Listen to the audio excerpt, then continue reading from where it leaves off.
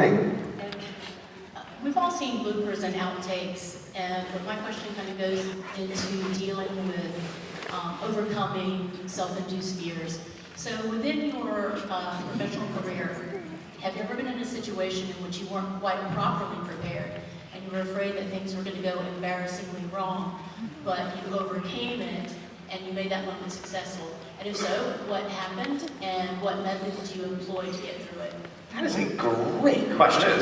Very well phrased too, by the way. Wow, beautifully. I practiced it in the morning. Nailed it. That is a great question. Wow. The first thing that comes to mind, so to speak to that thing of being underprepared, I've had so many anxiety nightmares about or being on set and not knowing my lines, or about to go on stage or whatever it is and not being prepared, which is such a terrifying thing. So I'm pretty anal about preparation. But I will say, the one thing that comes to mind is I did a short film about 4 years ago, about a stand-up comedian that my friend wrote and directed, and it was about an experience that he had doing stand-up, where he did a stand-up set, invited his then girlfriend onto stage, proposed to her, she refused him in front of everybody, and then he had to work to get them to laugh again. And the whole thing was a ruse.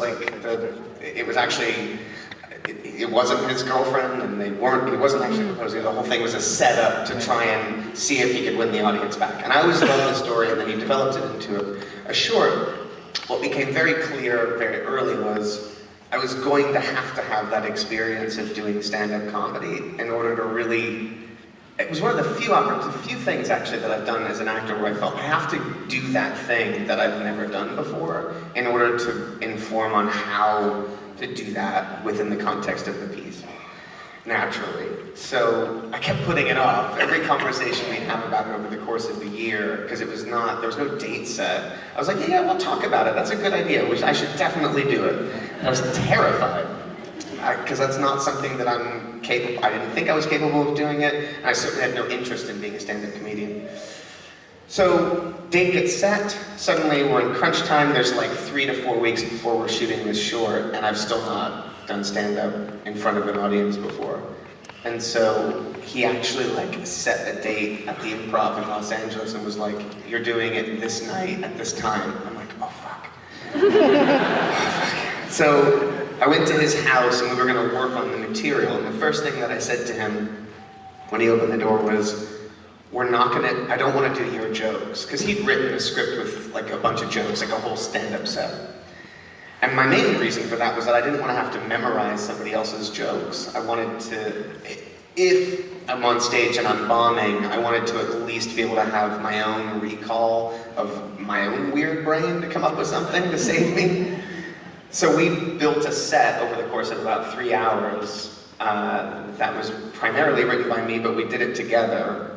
And then we went to the Improv, and man, I don't think I've ever been so scared to do something in my life. I had no business doing that whatsoever. And I'm sitting there in the audience, and I'm seeing stand-up after stand-up after stand-up go, and my time dwindling. And then the person comes over and says, okay, that person's gonna go, then that person, and then you're gonna go after. So that person goes on stage, finishes his 5-minute set, done. And then there's one person, and I'm standing there, and I'm like, I feel like I'm gonna jump out of a plane right now, this thing. And there was nothing I could do, literally nothing, except that was what I was gonna have to do. So that's really the closest thing I've ever experienced to that, where there was no way out. I only had these jokes that we'd written, an hour or so prior to rely on. And that was it. And if I bombed, I bombed. And that was just gonna have to be the way it was gonna go. I go on the stage. And thankfully, I was able to recognize that I needed to take a breath. Because I think that had I not, I would have tried to rush through the whole thing, and it would have ruined the comedy, and the stress of it would have ruined the experience. And so the first thing I did is I took a breath, and I said the first line, which was, "I really have to pee," and it got a laugh. And then I did the set, as written, like as we conceived it, and it went great. And it's a crazy thing that happens when it was a real revelation to me, because when you do something that you never imagined that you'd ever do, that in some ways you wouldn't imagine you have the skills to do, and it goes reasonably well, you've just moved the fucking goalpost in terms of what you feel you're capable of doing. That's an amazing thing. Facing a fear like that, suddenly, I had no aspirations after to be a stand-up comedian by any means.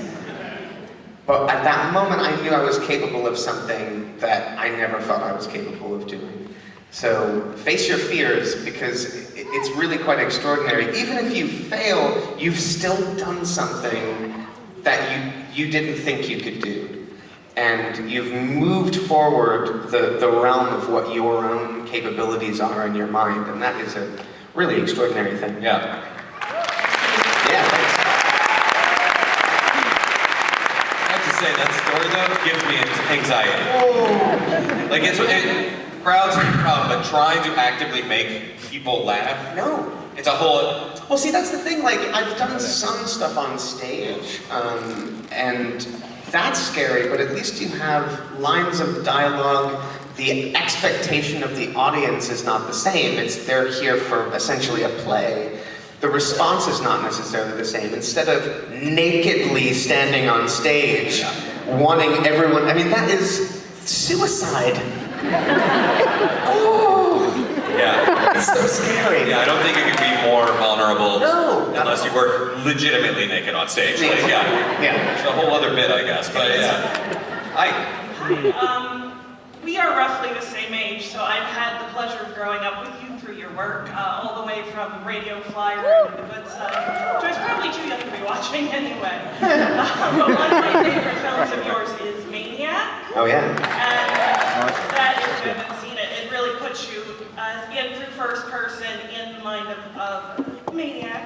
And as a performer, can you kind of expound on, since the majority of your performance is through voiceover or through reflective surfaces, can you kind of expound how you put yourself to really deliver that kind of performance and feeling? Yeah, thanks. That was such a unique opportunity. I was so intrigued by the notion. I don't love remakes, but the fact that their approach to this was to really do something quite different than the original. I don't know if anyone's seen the original. It's a pretty incredible, really grimy, gnarly movie. And the fact that they wanted to do this primarily in POV was really intriguing. For a lot of reasons, both from a stylistic standpoint for the movie, but also for me as an actor, because it was just such a unique way to approach a role. And what ultimately transpired was kind of a role done in almost 3 parts. So I was there every day on set. Our DP, Maxime, was also a primary camera operator, so effectively he was me. And we would block every scene in a traditional way. And Maxime and the director would watch where we would be physically. And then he would do a rehearsal, essentially being me, to figure out where the camera could move within the confines of what we rehearsed. And then we would go for it, and I would pretty much stand behind him the entire time. And it was such a unique opportunity, or a unique relationship with the DP, because he was effectively playing my character. So occasionally I would tap him to move him in certain directions. So there was this really interesting interplay creatively between the two of us, because we really had to work together.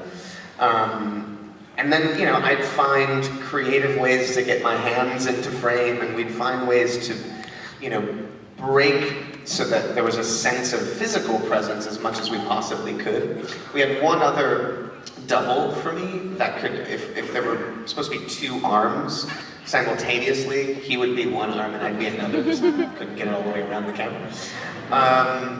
So there was that, and then there are these moments, like you said, where the character sees himself in reflection, or we see him in reflections, and so those were really specific kind of character moments that was really the only times that I was on screen. So that was an opportunity for me to play the character in a traditional sense. And then we went into a VO stage, and like you would with any kind of ADR after a film, we re-recorded all of the dialogue and then included breathing and sounds and presence that we didn't have the opportunity to do on set.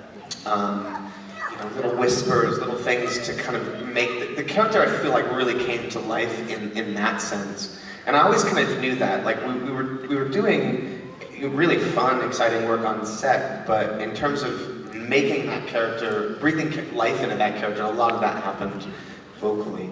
And it was really fun and super unique. I really enjoyed that whole process.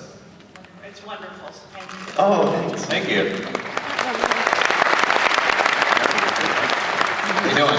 Hi, I brought my daughter here, couldn't make it. And Aww.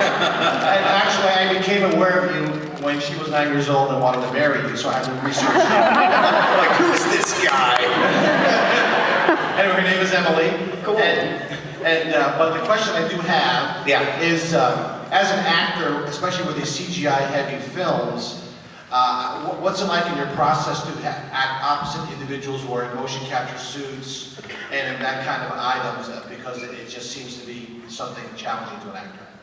Yeah, well, I feel like, I guess to a certain degree I was a little bit lucky in being sort of bred on that, on the technological aspects of storytelling in film with Lord of the Rings, because there was a really healthy mix of practical effects, real sets, real environments, as well as CG characters and CG elements. So there was so much physically there, and it was a lot of these things, especially Gollum, for instance, was very much the first time we'd seen a full CG character, and that kind of thing was kind of in its infancy, and we were sort of, they were writing the rules as we were going along. So the notion of like on-set motion capture wasn't a thing. Andy Serkis was in like a green suit and played Gollum on set, but at the time, as a reference, it was so interesting, he really hated that, the notion of a reference pass. He's like, it's not a reference! This is my character! Which I didn't totally understand. But we would do a thing where we would do a whole pass of the scene physically with him. And interestingly, I suppose more of a challenge, they would then take him out, and Sean and I would act opposite nothing. So we would get that sense of what the physical relationship was with the character and kind of what the proximity was, and gain that muscle memory in terms of what we physically experienced with him. And then they would take him out, and we would have to do that with thin air. Nowadays, it's actually easier. The guy can be on set in a motion capture suit, and there's really no difference. It's absolutely the same as working with another actor. You just kind of get used to it. I mean, a lot of it's imagination. And the beautiful thing about working on these movies is you're also presented with so much visual representation of what those things are going to be. We knew what the cave troll looked like. We knew what the Balrog was going to look like. All of these elements, there was so much shared, be it a maquette or a drawing or a painting. We always knew what we were supposed to be imagining. So much of that work was done for us. And like I said, in some ways, nowadays it's actually easier, honestly. There's less to the imagination because there simply is someone there on set as far as motion capture is concerned. So yeah, we were sort of paving new ground to the point where, you know, after doing Lord of the Rings, I did Sin City, and Sin City was entirely on green screen, the whole thing. There were only a few sets used in the film. Almost all of it was built in computer graphics. So we were 100% against green screen, and the only thing that I had as a reference were the panels of the comic.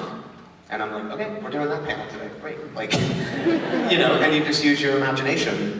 There's something kind of freeing about it too, it's a lot of fun. Thank you very much. Yeah. Thank you. So guys, we only have time for like 2 more questions.